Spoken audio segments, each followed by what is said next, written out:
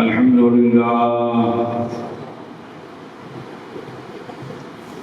لله وكفى وسلام على عباده الذين اصطفى أما بعد فأعوذ بالله من الشيطان الرجيم بسم الله الرحمن الرحيم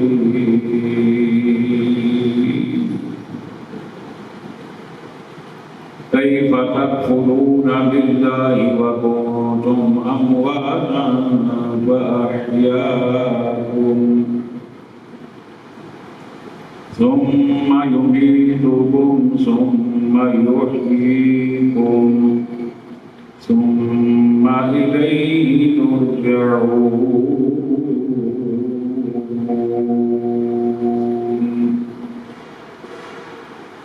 صدق الله مولانا العظيم قال الله تبارك وتعالى في شان حبيبه مخبرا وآمرا إن الله وملائكته يصلون على النبي يا أيها الذين آمنوا صلوا عليه وسلموا تسليما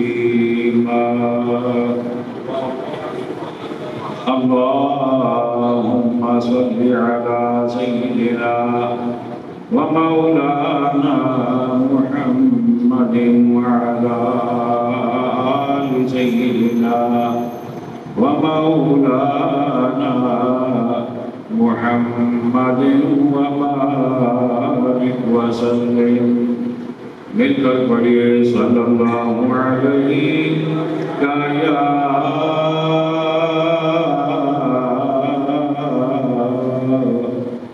رسول اللہ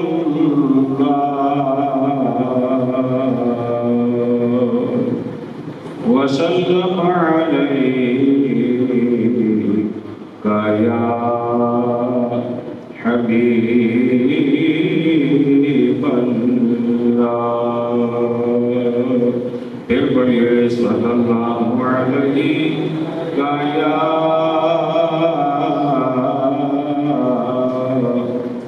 رسول اللہ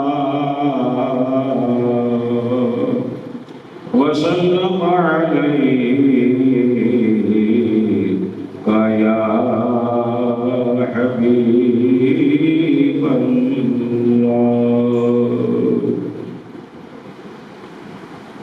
واجب سطح عظیم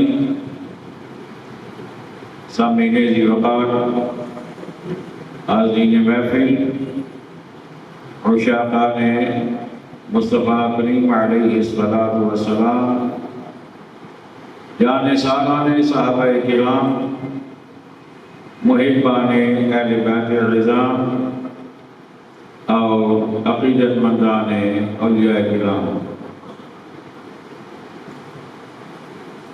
اللہ تعالیٰ جل جلالہ و تم برہانہ و اعظم شانہ کے فضل، اس کے کرم، اس کی مہربانی اور اس کے احسان سے تفسیر قرآن کا سلسلہ جاری و ساری ہے۔ اس وقت سورۃ البقرہ کی آیت نمبر 28 اور 29 میرے پیش نظر ہے۔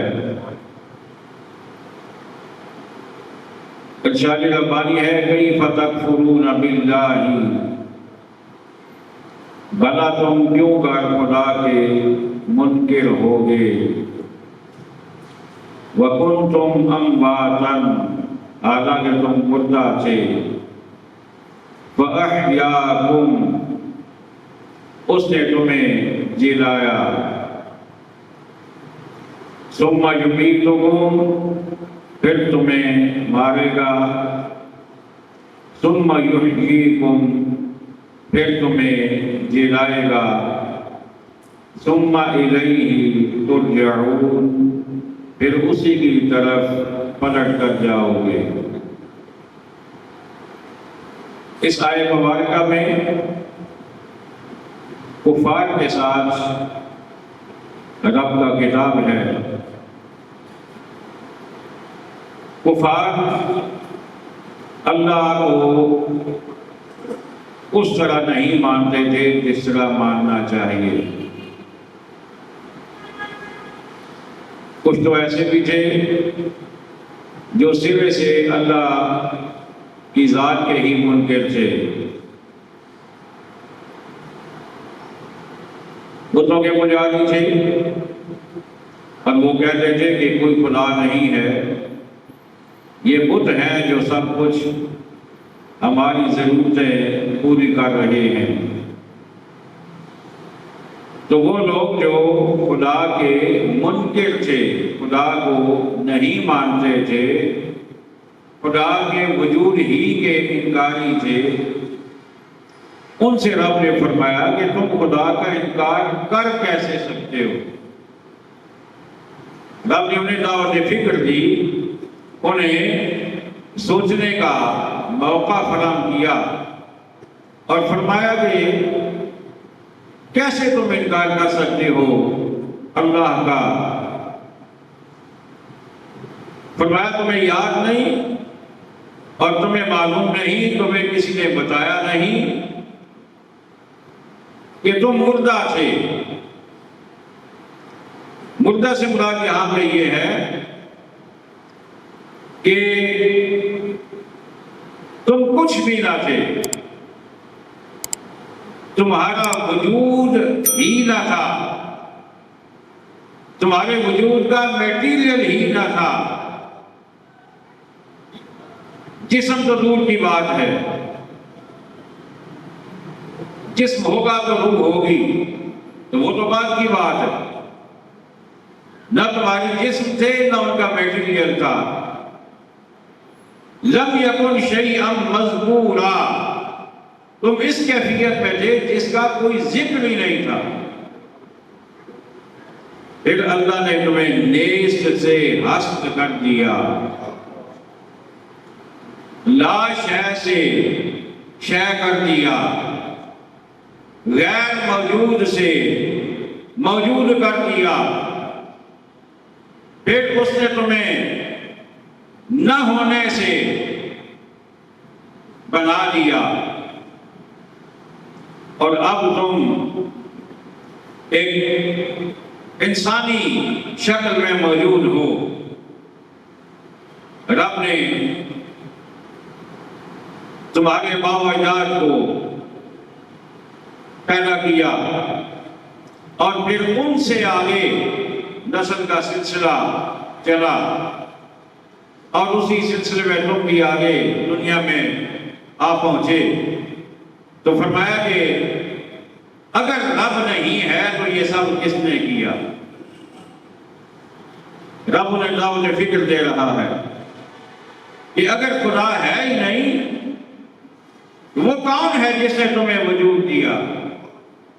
پھر خالی وجود نہیں دیا، اس نے تمہاری ہر ضرورت کو پورا کیا۔ تم جب رحم مادر میں تھے، ماں کے پیٹ میں تھے، اس وقت بھی اس نے تمہیں بھوکا نہیں رہنے دیا، اس نے تمہیں بے غذا نہیں رہنے دیا، اس نے تمہاری غذا کا انتظام کیا، اس نے تمہاری خوراک کا انتظام کیا۔ ماں کے پیٹ میں جو تمہیں پالتا رہا وہ کون ہے؟ وہ رب ہی ہے جس نے تمہیں ماں کے پیٹ میں غذا دی، اور پھر ایک مخصوص مدت کے بعد تمہیں اس دنیا میں اس نے بھیجا، اور یہاں ایک مخصوص تمہارا رہنے کا پیریڈ ہے، ایک ٹائم ہے، ایک لیمٹ ہے۔ اس کے بعد کیا ہوگا؟ فرمایا کہ ثم یمیتکم، پھر وہ تمہیں مارے گا، تمہارے پر موت طاری ہو جائے گی، تم فنا کا راستہ اختیار کرو گے، تمہارا جسم تو پورے کا پورا ویسے کا ویسا موجود ہوگا، لیکن اس میں روح باقی نہیں رہے گی، جس کی وجہ سے تمہاری آنکھیں دیکھنا چھوڑ دیں گی، تمہارے ہاتھوں کے اندر پکڑنے کی طاقت ختم ہو جائے گی، تمہارے جسم کے اندر حرکت ختم ہو جائے گی، تمہارے پاؤں کے اندر چلنے کی طاقت ختم ہو جائے گی، تمہارے کانوں کے اندر وجود کو سہارنے کا جو ایک طریقہ تھا وہ ختم ہو جائے گا، تمہیں موت دے گا، پھر کیا ہوگا؟ ثم یحییکم، اس کے بعد پھر تمہیں زندہ کرے گا، پھر تمہیں وہ زندگی عطا فرمائے گا، اور وہ زندگی کون سی ہوگی؟ وہ قبر کی زندگی ہوگی۔ کون سی زندگی؟ مجھے بولیے۔ اس دنیا میں آنے سے پہلے ہم مردہ تھے، یعنی کچھ بھی نہ تھے، پھر رب نے ہمیں اس دنیا میں بھیجا۔ یہ زندگی کا پہلا فیز ہے۔ اس فیز کے اندر رب نے ہمیں حق اور باطل کی پہچان بتائی ہے، رب نے ہمیں نیکی اور بدی کا راستہ دکھایا ہے، رب نے ہمیں ہدایت اور گمراہی کا شعور دیا ہے، اور اس کے بعد رب نے ہمیں آزاد کر دیا کہ اب تم چاہو تو نیکی کرو، چاہو تو بدی کرو، چاہو تو نیکوں کے ساتھ جڑ جاؤ، چاہو تو بروں کے پیچھے چل پڑو۔ پھر ایک وقت کے بعد ہر انسان کو، ہر روح کو موت کا ذائقہ چکھنا ہوتا ہے، اور انسان مرنے کے بعد قبر میں جاتا ہے، جسے عالم برزخ کہتے ہیں۔ عالم برزخ کہتے ہیں پردہ کو، ہوتی وہ بھی زندگی ہے، لیکن وہ پردے میں زندگی ہوتی ہے۔ اس دنیا والے اس دنیا والوں کو دیکھ نہیں سکتے، ان کی زندگی کو محسوس نہیں کر سکتے۔ تو یہ زندگی ہے جو ہم گزار رہے ہیں۔ اس کے بعد پھر موت آئے گی، اور اس موت کے بعد اگلی زندگی برزخ والی شروع ہو جائے گی، اور اس کے پھر آگے مختلف مراحل ہیں۔ پہلے قبر کا مرحلہ ہے، اس کے بعد پھر ہمیں قبروں سے اٹھایا جائے گا، اٹھائے جانے کے بعد میدان محشر میں لے جایا جائے گا، جہاں پر اعمال کا حساب و کتاب ہوگا۔ اسی لیے رب نے کہا ثم الیہ ترجعون، پھر اسی کی طرف پلٹ کر جاؤ گے، یعنی قبر سے تمہارا سفر پھر اپنے رب کی جانب شروع ہوگا۔ اب یہاں پر یہ بات بڑی قابل توجہ ہے۔ بعض لوگوں کا ماننا یہ ہے، ان کا کہنا یہ ہے کہ تم اولیاء اللہ کے پاس کیوں جاتے ہو، تم مزارات پہ کیوں جاتے ہو، وہ تو مر گئے، وہ تو ختم ہو گئے، تو ان سے تمہیں کیا ملے گا؟ لیکن رب کہتا ہے ایسا نہیں ہے۔ رب فرماتا ہے کہ جب یہ تمہیں موت آتی ہے، اس کے بعد پھر زندگی آغاز کر دیتی ہے۔ ثم یحییکم، پھر اللہ تمہیں زندہ کرے گا، اور یہ زندگی اس کے مختلف انداز ہیں۔ ایک تو یہ ہے کہ قبر سے جب اٹھایا جائے گا، اس وقت کے بارے میں یہ کہا گیا کہ تمہیں زندہ کرے گا، اور ایک یہ بھی ہے کہ قبر میں جانے کے فوراً بعد پھر انسان کو روح اور جسم کا تعلق اس کا جڑ جاتا ہے، تعلق اس کا جڑ جاتا ہے۔ اور یوں بھی ہوتا ہے، علماء مفسرین فرماتے ہیں کہ کوئی بندہ ہوتا تو قبر میں ہے، لیکن روح اس کی جو ہے وہ یا اعلیٰ الیین میں ہوتی ہے، یا وہ کسی اور مقام پر ہوتی ہے، لیکن جہاں بھی ہو اس کا تعلق اپنے جسم کے ساتھ موجود رہتا ہے، تعلق موجود رہتا ہے۔ اگر روح کا تعلق جسم سے کٹ جائے تو جسم پھر بے حس ہو جاتا ہے، وہ کچھ محسوس نہیں کرتا۔ لیکن ہمیں احادیث سے یہ پتہ چلتا ہے کہ جب قبر میں بندہ جاتا ہے تو پھر اسے سوالات کا سامنا کرنا پڑتا ہے۔ 3 سوالات ہوتے ہیں۔ تو اگر جسم بے حس ہو جائے اگر روح کا تعلق اس سے کٹ جائے، الگ ہو جائے، تو پھر وہ نہ ان سوالات کو سن سکے گا، نہ ان کا جواب دے سکے گا، نہ ان کو محسوس کر سکے گا۔ تو پتہ یہ چلتا ہے کہ قبر میں جا کر ایک لمحے کے لیے ہماری روح و جسم کا تعلق منقطع ہوتا ہے، لیکن اس کے فوراً بعد قبر میں جا کر پھر وہ تعلق جڑ جاتا ہے۔ اسی لیے قبر میں پھر آقا علیہ الصلوۃ والسلام نے فرمایا کہ جب کوئی آدمی قبر میں رکھا جاتا ہے، قبر میں اسے دفنا دیا جاتا ہے، تو میرے آقا فرماتے ہیں کہ اگر اس کے اعمال اچھے ہوں تو اس کی قبر نمونے جنت بن جاتی ہے۔ آقا فرماتے ہیں کہ روضۃ من ریاض الجنہ، جنت کے باغوں میں سے ایک باغ بن جاتی ہے۔ اگر اس کے دنیا کے اعمال اچھے نہ ہوں، گناہ والی زندگی گزار کے گیا ہو، تو پھر بھی آقا فرماتے ہیں او حفرۃ من حفر النار او کما قال، آقا فرماتے ہیں کہ پھر اگر گناہگار ہو تو اس کی قبر جہنم کے گڑھوں میں سے ایک گڑھا بن جاتی ہے۔ اچھا، یہ اگر قبر میں کوئی بندہ محسوس ہی کچھ نہ کرے، جسے بڈھا کہا جاتا ہے، جو بالکل بے حرکت، جسے کچھ محسوس ہی نہ ہو، تو پھر یہ جنت کی کھڑکی وہاں سے کیوں کھولی جاتی ہے؟ پھر قبر کو جنت کا باغ بنانے کا کیا فائدہ ہوگا؟ پھر قبر کو جہنم کا گڑھا بنانے سے کیا نقصان ہوگا؟ وہ تو کچھ محسوس ہی نہیں کر رہا۔ اب دیکھیں، ایک پتھر ہوتا ہے تو پتھر کو آگ میں رکھیں یا پھولوں میں رکھیں یا اسے برف میں رکھیں، پتھر تو پتھر ہے، اسے کیا فرق پڑے گا؟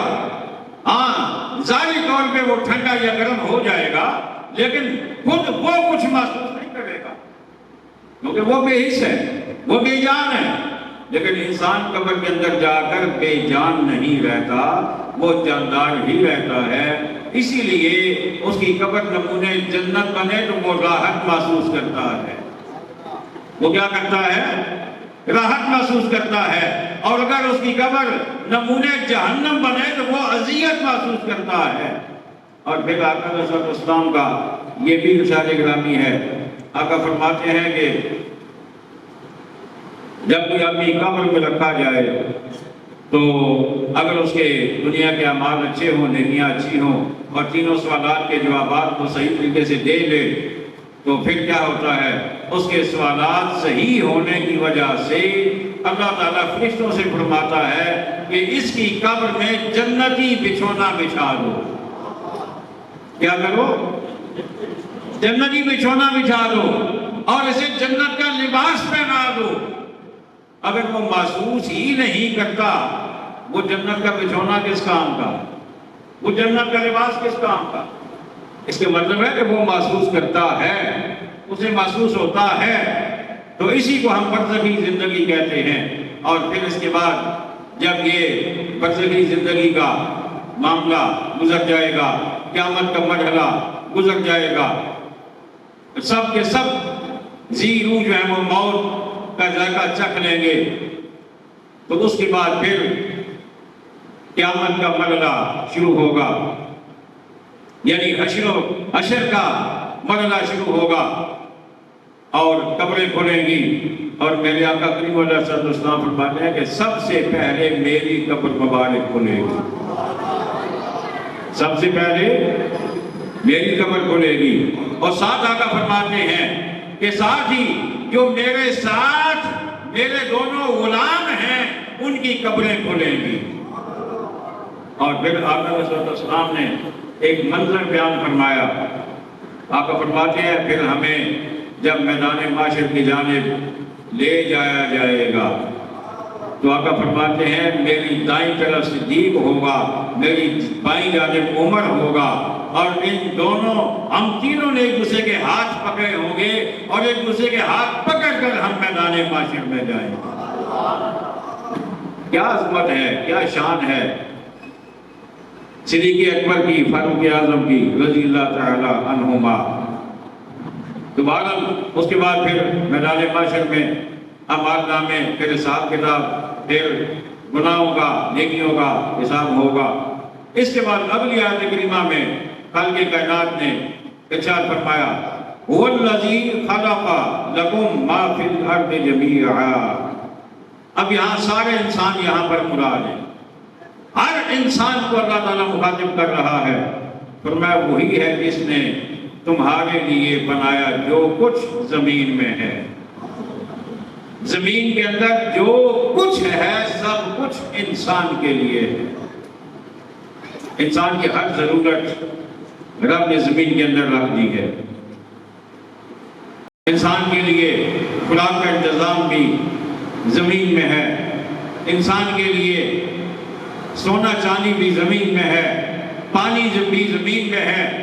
انسان کے لیے جو چیز بھی ضرورت ہے رب نے اس کو زمین کے اندر رکھ دیا، اور پھر فرمایا کہ اے انسان یہ سب کچھ میں نے تمہارے لیے پیدا کیا ہے، یہ سب کچھ میں نے تمہارے لیے بنایا ہے۔ اور تمہارے لیے بنانے کے بعد پھر کیا کیا؟ رب کہتا ہے ثم استوى الى السماء، پھر آسمان کی طرف اللہ نے قصد فرمایا، استوا فرمایا، یعنی پہلے رب نے زمینیں بنائی اور اس کے بعد پھر رب نے آسمانوں کی جانب توجہ فرمائی، آسمانوں کو رب نے تخلیق فرمایا۔ فَسَوَّاهُنَّ سَبْعَ سَمَاوَاتٍ، پھر اللہ نے اوپر نیچے 7 آسمان بنا دیے۔ کتنے؟ 7 آسمان اللہ نے تخلیق فرما دیے۔ اب نیچے زمینیں ہیں، اوپر آسمان ہیں، اور اللہ نے ہماری ہر ضرورت کو زمین سے پیدا کیا۔ پانی کی ضرورت کو رب نے بارش کی صورت میں آسمان کی جانب سے پورا فرما دیا۔ تو گویا رب نے ہر انتظام ہمارے لیے، ہر سہولت ہمارے لیے عطا فرما دی۔ پھر فرمایا وَهُوَ بِكُلِّ شَيْءٍ عَلِيمٌ، اور وہ سب کچھ جانتا ہے، وہ سب کچھ جانتا ہے۔ اب اس کے بعد سیدنا حضرت آدم علیہ السلام کا ذکر جمیل شروع ہوتا ہے کہ آدم علیہ السلام کو رب نے جب بنانا چاہا، تخلیق فرمانا چاہا، تو رب نے فرشتوں کے سامنے اس کا اظہار فرمایا۔ خالق کائنات نے ارشاد فرمایا وَإِذْ قَالَ رَبُّكَ لِلْمَلَائِكَةِ إِنِّي جَاعِلٌ فِي الْأَرْضِ خَلِيفَةً، جڑے تھکے ہو وہ بے شک چپ رہو، تو جڑے ٹھیک ٹھاک ہونا وہ سارے بولو ماشاءاللہ ماشاءاللہ۔ اس سے مطلب ہے سارے ٹھیک ہیں۔ خالق کائنات نے ارشاد فرمایا وَإِذْ قَالَ رَبُّكَ لِلْمَلَائِكَةِ، فرمایا محبوب یاد کرو نا جب تمہارے رب نے فرشتوں سے فرمایا، فرمایا محبوب یاد کرو، محبوب بولیے نا یاد کرو۔ اور یاد کسے دلائی جاتی ہے؟ جس کے سامنے کچھ ہوا ہو۔ یاد کسے دلائی جاتی ہے؟ جس کے سامنے کوئی وقوع پذیر ہوا ہو، کوئی انسیڈنٹ اس کے سامنے واقع ہوا ہو، اسے یاد دلایا جاتا ہے۔ میرا رب اپنے محبوب کو یاد کروا رہا ہے۔ اس کا کیا مطلب ہے؟ مطلب یہ ہے کہ آقا دنیا میں آئے تو بعد ہیں، لیکن جو پہلے ہوتا رہا وہ بھی محبوب کے سامنے ہی ہوتا رہا، وہ بھی محبوب کے اونچے بولیے نا، وہ بھی محبوب کی موجودگی میں محبوب کے سامنے ہی ہوتا رہا۔ فرمایا وَإِذْ قَالَ، اور یاد کرو محبوب جب کہا ربو کا، تیرے رب نے، کس نے؟ اب سارے کہیں گے تو میں اگلی بات کروں گا۔ اچھا کیا وہ ہمارا رب نہیں ہے؟ مجھے بولیے، کیا وہ صرف اپنے محبوب کا رب ہے؟ وہ ہر چرند و پرند کا رب ہے، وہ ہر شجر و حجر کا رب ہے، وہ شمس و قمر کا رب ہے، وہ زمین و زمان کا رب ہے، وہ مکین و مکان کا رب ہے، وہ چنین و چنا کا رب ہے، وہ آسمانوں کا بھی رب ہے، وہ زمینوں کا بھی رب ہے، وہ ہر چیز کا رب ہے۔ لیکن وہ جب اپنی ربوبیت کا اظہار کرتا ہے فرمایا معبود رب تے ساریاں دا یا لیکن جدوں تیرا رب ہونا مینوں جتنا چنگا لگ جائے نہ اور کوئی چنگا نہیں لگتا۔ اللہ اکبر۔ اب یہ نا ایک مثال آپ کو لے لوں، کوئی بہت بڑا کاریگر ہو، اس نے ہزاروں بلڈنگز بنائی ہوں، لیکن جب اسے کہیں نا کہ اچھا جی آپ نے بے شمار بلڈنگز بنائی ہیں، ایک سے ایک اعلیٰ ہے، لیکن اگر میں وزٹ کرنا چاہوں، دیکھنا چاہوں تو آپ کون سی بلڈنگ مجھے دکھائیں گے؟ وہ کون سی دکھائے گا؟ جو اس کے خیال میں سب سے اعلیٰ ہوگی، جو اسے سب سے زیادہ پسند آئی ہوگی۔ بلا تشبیہ و مثال رب نے جو بنایا حسین بنایا، رب نے جو بنایا حسین بنایا، رب نے جو بنایا اعلیٰ سے اعلیٰ بنایا۔ رب خالق تو سب کا ہے، لیکن وہ جب اپنی خالقیت کا اظہار کرنا چاہتا ہے تو پھر کہتا ہے محبوبہ تیرے رب، وہ کہتا ہے تیرا رب۔ وَإِذْ قَالَ رَبُّكَ، جب تیرے رب نے کہا للملائکہ فرشتوں سے کیا انی جاعل فی الارض خلیفہ، میں زمین میں اپنا نائب بنانے والا ہوں۔ زمین میں اپنا نائب مراد کون ہے؟ حضرت آدم علیہ السلام ہے۔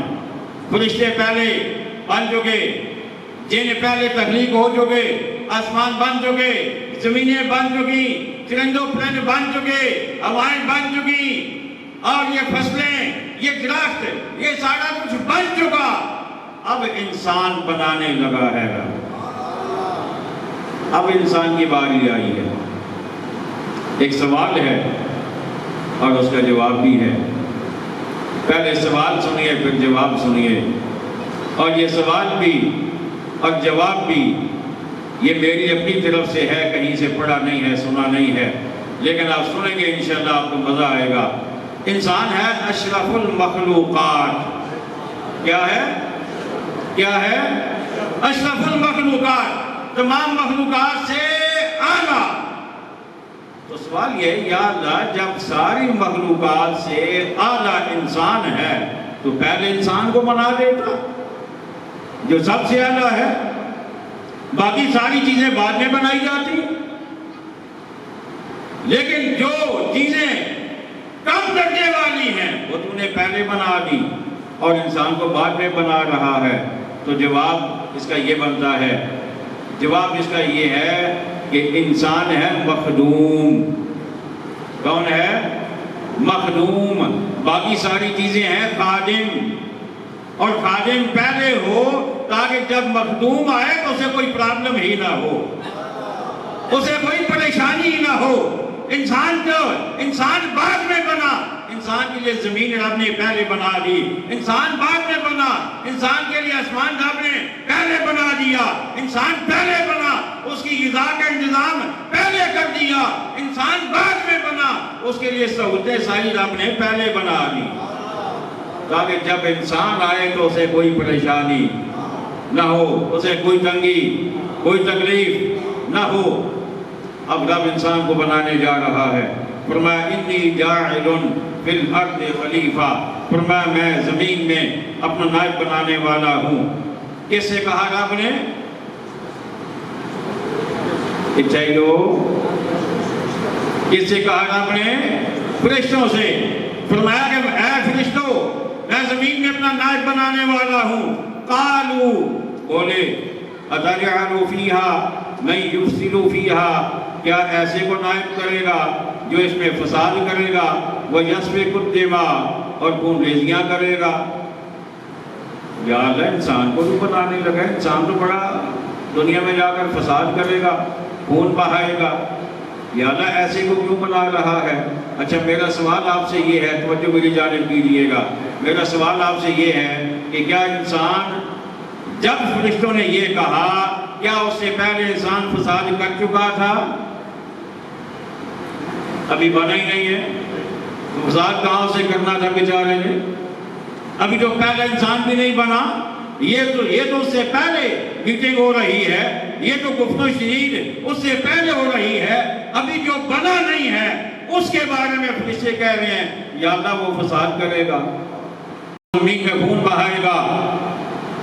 اچھا مجھے بتائیے، جو پہلے ہوا نہ ہو، جو ہونا بعد میں ہو، اس کے بارے میں جو خبر دی جائے تو اس علم کو کیا کہتے ہیں؟ اسے کیا کہتے ہیں؟ علم غیب۔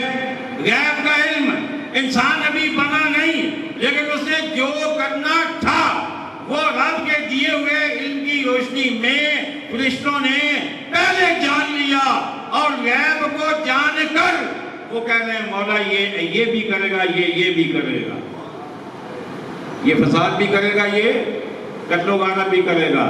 اچھا میرا آپ سے کہنا یہ ہے، آپ کی توجہ ہوگی تو انشاءاللہ آپ کو مزہ آئے گا کہ فرشتے اگر غیب جانتے ہیں تو جو فرشتوں کے بھی امام ہیں وہ کتنا غیب جانتے ہوں گے۔ لوگ کہتے ہیں نبی غیب نہیں جانتے، میں کہتا ہوں نبی غیب نہیں جانتے، یہ تو نبیوں کے غلام ہیں۔ یہ فرشتے جو ہیں یہ کون ہیں؟ یہ تو آقا کے مقتدی ہیں، سارے کے سارے فرشتے حضرت نبی کریم علیہ السلام کے مقتدی ہیں، آپ کے غلام ہیں، اور آپ کے غلام اگر غیب جان لیتے ہیں تو جو آقا ہے پھر اس کا عالم کیا ہوگا۔ اللہ اکبر۔ انشاءاللہ یہ بات آگے چلے گی اور انشاءاللہ اس پہ گفتگو ہوگی۔ کوشش کیا کریں پر وقت تشریف لایا کریں قرآن مجید کی تفسیر تاکہ آپ سن سکیں، اور اللہ تعالیٰ پھر ہم سب کو عمل کرنے کا بھی اس پر موقع اور توفیق عطا فرمائے۔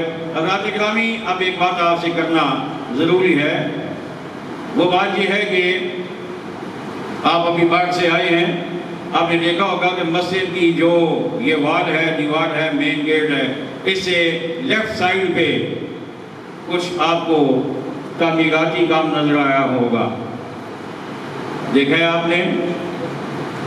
جنہ تکیا ہو رہا چاونا پر، ماشاءاللہ میں بھی تکی کے آیا۔ یہ جو تعمیراتی کام ہے یہ ایک بہت بڑا پروجیکٹ ہے، یہ چھوٹا پروجیکٹ نہیں ہے۔ انشاءاللہ تعالی یہ جو وضو خانے ہیں، یہ جو استنجا خانے ہیں، یہ جو وضو کی جگہ ہے، یہ ساری جگہ جو ہے اس کو ری شیپ کیا جائے گا، اس بلڈنگ کو نئی شیپ دی جائے گی، اور غسل خان استنجا خانوں کی تعداد بڑھائی جائے گی، وضو کی جگہ جو ہے وہاں پر اس کو مزید بڑھایا جائے گا، تاکہ آنے والے وقتوں میں اور خاص کر جب زیادہ گیدرنگ ہوتی ہے رمضان شریف میں اس وقت ہمیں کوئی پرابلم پیش نہ آئے۔ ایک یہ منصوبہ ہے۔ اس کے ساتھ پھر یہ ہے، یہ جس چھت کے نیچے ہم بیٹھے ہیں اس کے اوپر انشاءاللہ تعالی ایک تیسرا چھت بھی ہم نے ڈالنا ہے، اور اس کے اوپر انشاءاللہ گنبد بھی بنانا ہے، اور اس کے ساتھ انشاءاللہ بڑا مینار بھی ہم نے بنانا ہے، اور اس کے ساتھ ہم نے کچھ اور بھی بیک سائڈ پہ بھی کچھ تعمیرات کا منصوبہ ہے، دکانیں بھی بنے گی اور اوپر کچھ مزید رہائش کا منصوبہ بھی ہے۔ یعنی بہت بڑا پروجیکٹ ہے یہ، کم از کم بھی کوئی 7.5 کروڑ کے لگ بھگ تخمینہ ہے، اتنا اندازہ ہے اس کا۔ اس کے لیے ایک بار سے ہر جمعے پہ ہماری یہ گزارش بھی ہوگی، خواہش بھی ہوگی کہ آپ زیادہ سے زیادہ جو تعاون ویسے کرتے ہیں، جو جھولی پھیری جاتی ہے اس میں اب اس کو ڈبل کر دیں۔ اللہ تعالیٰ ہم سب کو توفیق عطا فرمائے۔ اور اس کے علاوہ جتنے بھی آپ کے تعلق والے، کوئی باہر آپ کے ریلیٹیوز ہیں، کوئی رشتہ دار ہیں، انہیں بتائیں کہ ہماری مسجد تعمیر ہو رہی ہے، اس میں تعمیرات کا سلسلہ جاری ہے، تو جہاں سے بھی آپ تعاون کروا سکیں وہ بھی آپ کروائیں۔ ایک تو یہ بات تھی، اور دوسری بات یہ ہے کہ یہ جو باہر آپ کو تعمیر چھوٹی سی نظر آ رہی ہے، اس پر کچھ حضرات کو تشویش بھی ہے، کچھ اداروں کو بھی اور کچھ شہر کے جو عمائدین ہیں، شہر کے جو باسی ہیں، انہیں کچھ تشویش بھی ہے کہ کہیں مرضی مسجد والے مسجد کو آگے تک لا کر اس جگہ پہ قبضہ تو نہیں کرنا چاہ رہے۔ تو اس ضمن میں بالکل واضح بات ہے، اس کو اپنے پلے باندھ لیں، جو بندہ ایسی بات کرے اسے آپ جواب دیں کہ قبضہ کرنے کا کوئی ارادہ نہیں ہے۔ سارے بولو نا، قبضہ کرنے کا کوئی ارادہ، مسجد کی جو حد ہے انشاءاللہ اسی کے اندر ہم نے رہنا ہے، اس سے باہر ہم نہیں جائیں گے، یہ وعدہ ہے آپ سے۔ یہ کیوں کر رہے ہیں؟ اس لیے کہ ہم نے یہ جو استنجا خانے ہیں انہیں ہمیں توڑنا ہے، انہیں ہمیں توڑ کے، یہ بلڈنگ ساری توڑ کے تو ظاہر ہم نے نئی بنانی ہے، تو آپ کے استنجے کے لیے کوئی ہم نے انتظام تو کرنا ہے نا۔ کیا خیال ہے آپ کا؟ اور صرف آپ بھی تو نہیں ہیں، مسافر بھی تو آتے ہیں، جی ٹی روڈ کی مسجد ہے، آپ تو چلو گھر سے کر کے آ جائیں گے، لیکن وہ کیا کریں گے؟ تو اس لیے عارضی طور پہ یہ باہر استنجا خانے بنائے جا رہے ہیں، جو ہی انشاءاللہ ہمارا کام اندر کا مکمل ہوگا باہر سے کو ختم کر دیا جائے گا۔ ہمارا یہ عارضی کام ہے تاکہ لوگوں کو وضو کی، استنجا کی سہولت میسر رہے۔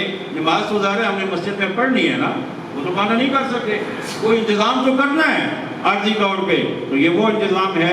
انشاءاللہ جب تعمیرات اندر کی مکمل ہوں گی ان کو بعد سے ختم کر دیا جائے گا۔ وَمَا عَلَيْنَا إِلَّا الْبَلَاغُ الْمُبِينُ۔ سنت